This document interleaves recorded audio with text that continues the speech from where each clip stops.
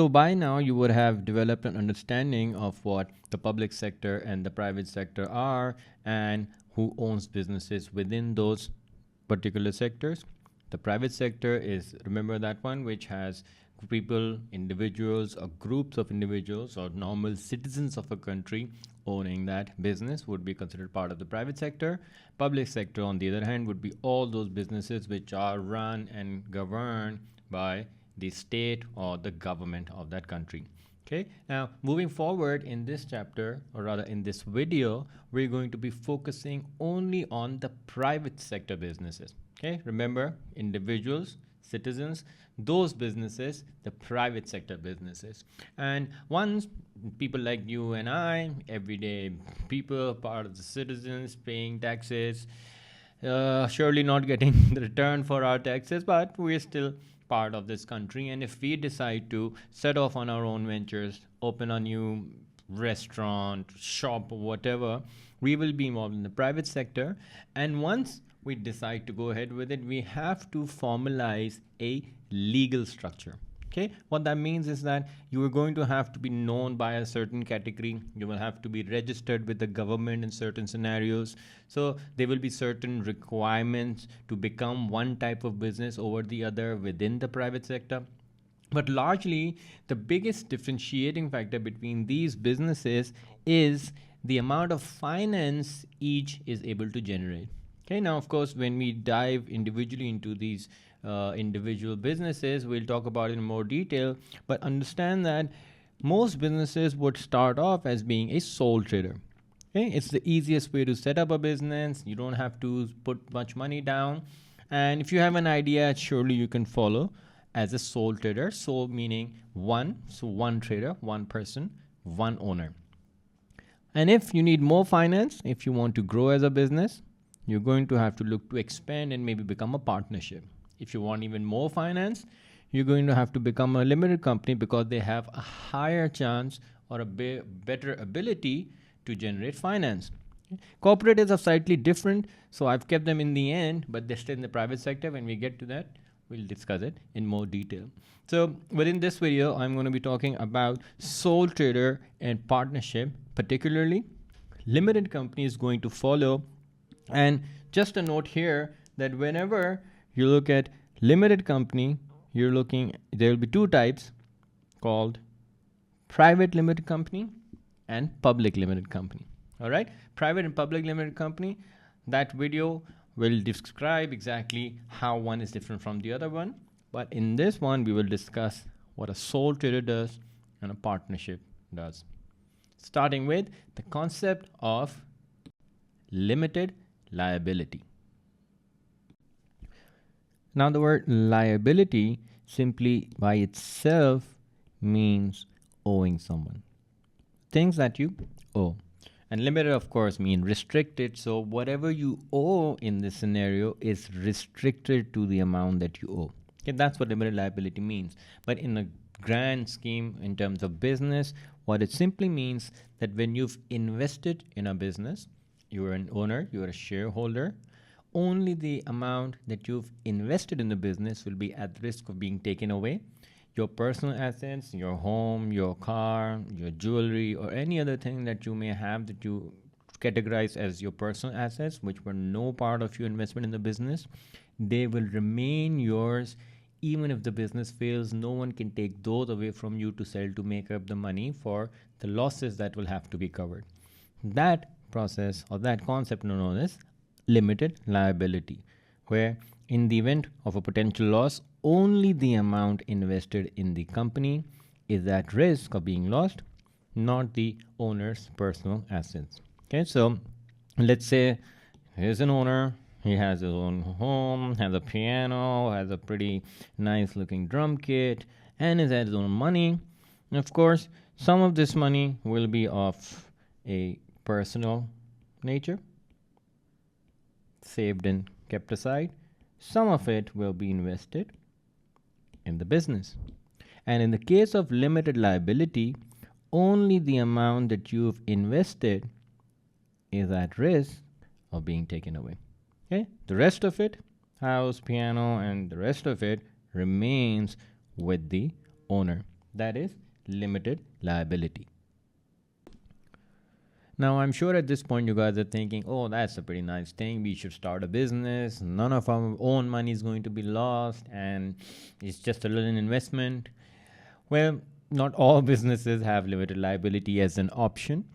The ones that we discussed earlier on, the four: sole trader, partnership, limited companies, and cooperatives. Sole trader and partnership are two types of businesses which have the exact opposite of limited liability. That is unlimited liability. Okay? Of course, since again, liability means things that you owe, unlimited means that's not limited to the amount of investment you made in the business.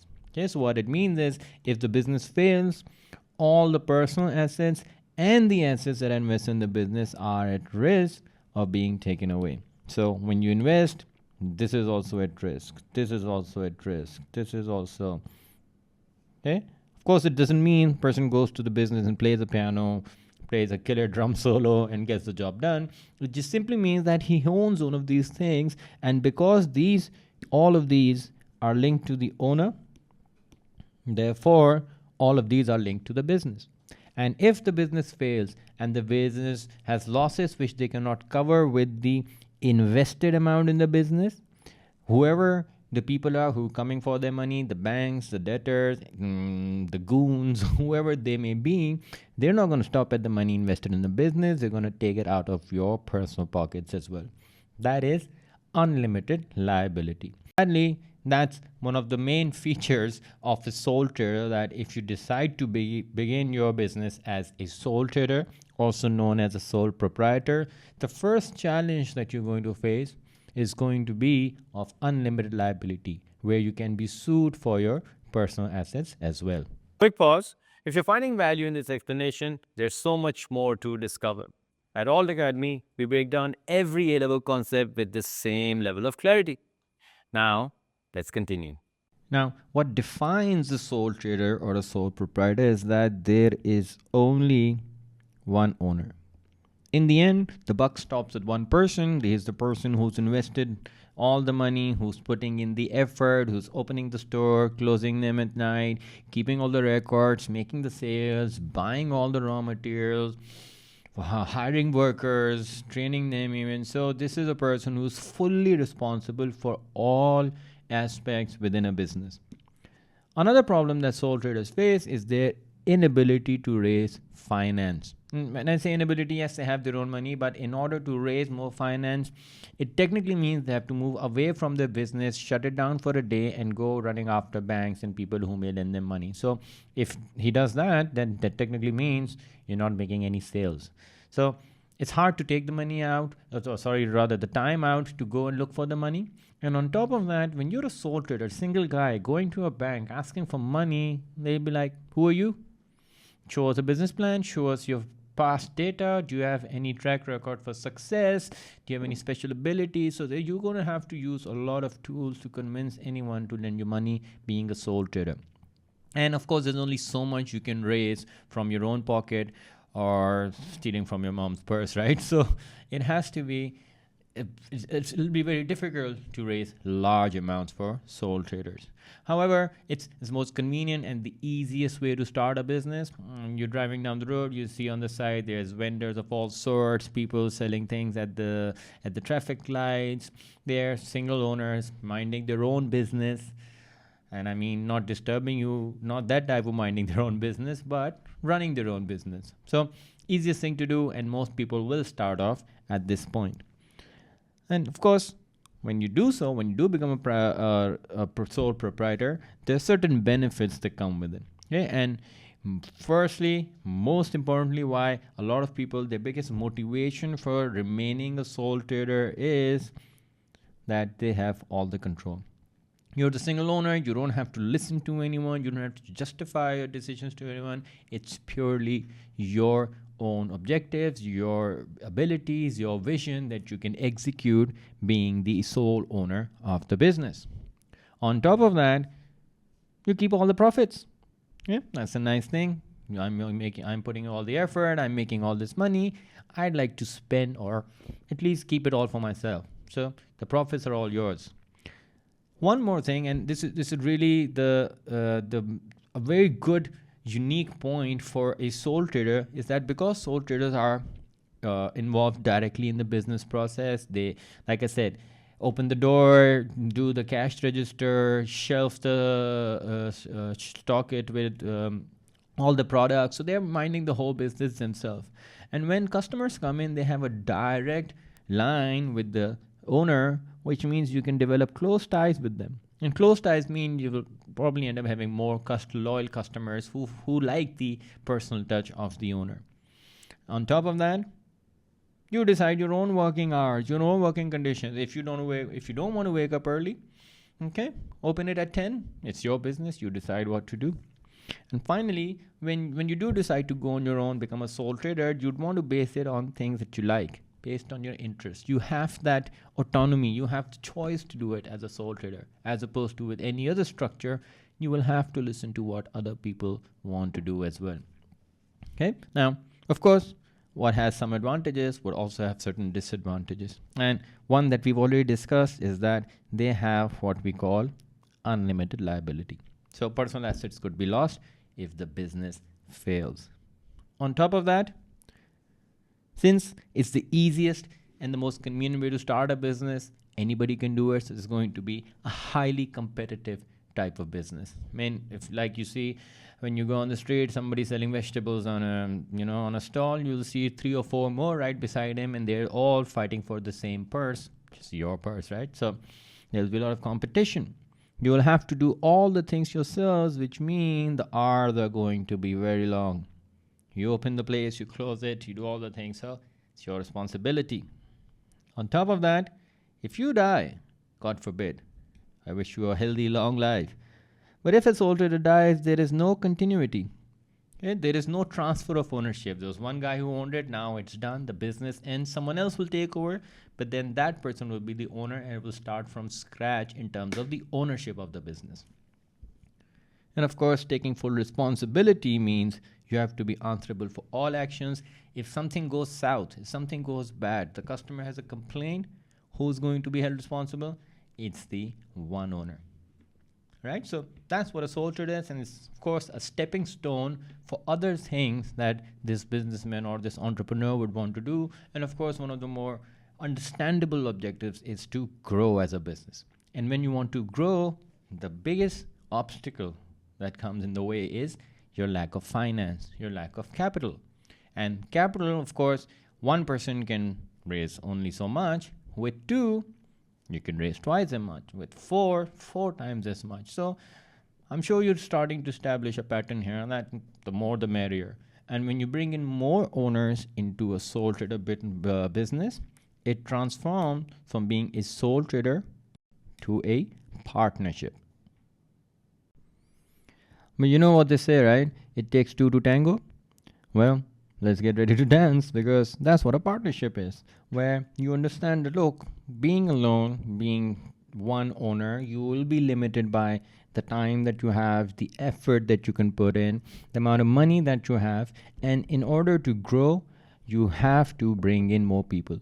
And that's where you start becoming a partnership. And now, obviously, partnership is many people combining for one single purpose, one business. That's a partnership. Now, in a partnership, there could be 2 people, there could be 20. In some countries, it could vary. There could be 50. So it varies, but generally, a group of people doing who own the business collectively would be involved in a partnership. Now, remember again that partnership also has the problem of unlimited liability, where if you lose the business, your personal assets may also be lost to cover for the business's losses. Okay, unlimited liability. And as soon as a partnership is made, a partnership agreement would be drafted. And in that agreement, you will have all the names of the partners, you will have the roles, what everyone is supposed to do, the amount of investment they've made, and in return, what is going to be their profit sharing, how the different the departments will be communicating. So all the ins and outs of the business will be put down on a partnership agreement, and every partner would sign on it. if a partner dies, if a partner leaves, or for any reason, they have to leave, you have to reduce the number of partners, the original partnership agreement is dissolved, it's nullified, it's void, and a new partnership agreement is made with the remaining number of partners. Now, of course, the moment you decide to give up being a sole trader and become a partnership, you're looking for certain benefits to come out of that arrangement. And first and foremost, and understandable, is that you start getting more people, and the more people you get, you also try to get people with different expertise, different backgrounds, different experiences. So let's say you've been working as a sole trader and you're lacking on the sales side of things. So the next partner you bring in, the smart thing would be to do is to obviously look for someone who has a bit of experience and expertise in the sales element. So when they become a partner, they can bring their expertise to the business. And of course, that benefits everyone. It also allows you to specialize, divide the work. You can do the finance or HR. Your partner could do marketing. Someone else could do the, the finance side thing. So you can divide up the work, and of course, that's a lot easier for each partner rather than everyone working on everything. So you get to specialize in a partnership. Also, you don't have to worry about problems alone. You don't have to come up with solutions alone. There is shared decision making. Everyone can chime in with their opinions, with their feedback. And of course, with more heads, you will always have a better solution, a more innovative product, and partnership brings that.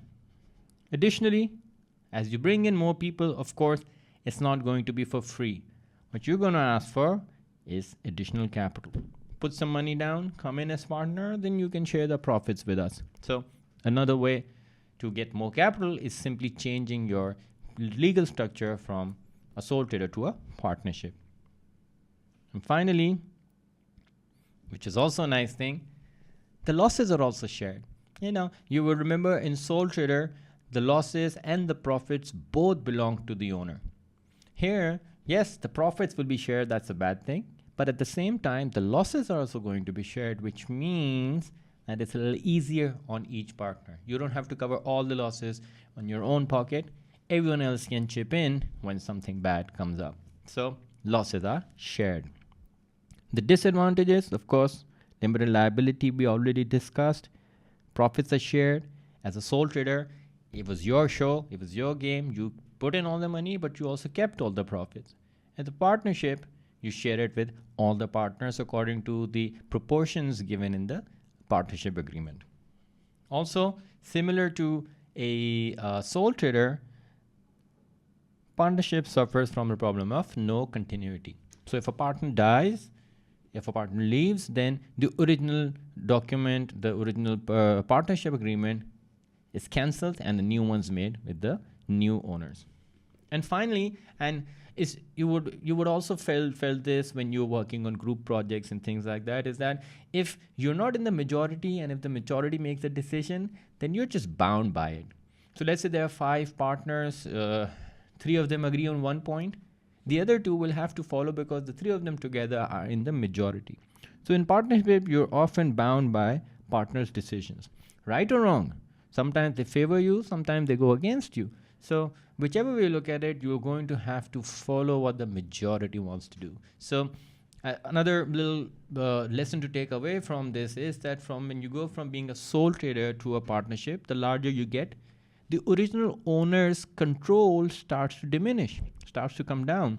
As you can see already, from being sole trader to a partnership, you're sharing all the profits, you're sharing all the decision making. So your original control will be lost as a partnership.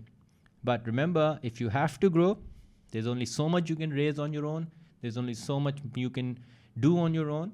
You will have to bring in partners and move to a partnership. Now that that's taken care of, head on over to altacademy.org to watch the rest of our A-Levels business videos. Over 60,000 students have already taken the leap. What are you waiting for?